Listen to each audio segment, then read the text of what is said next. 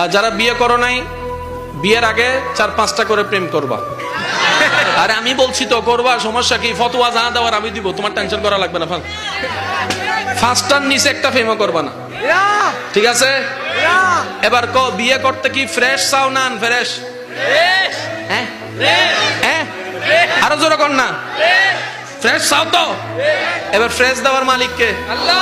একজনে বিয়ের আগে 10টা প্রেম করছে, আমি কই কারে বিয়ে করবি? কই একটারও করতাম না। তো বিয়ে করবি কারে? কই 100টা খুঁজা ফ্রেশ দেখে একটা বিয়ে করবো। সে 1000টা খুঁজা একটা বিয়ে করছে, 6 মাস পরে খবর পাই তার বউয়ে 20টা।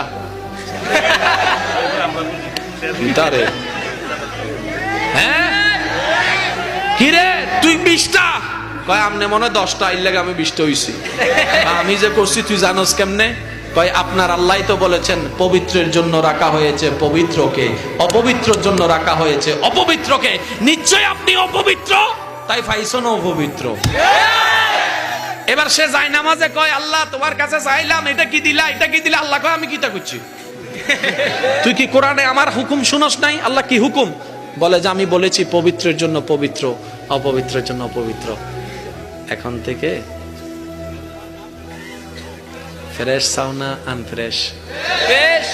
পবিত্র চাও না অপবিত্র?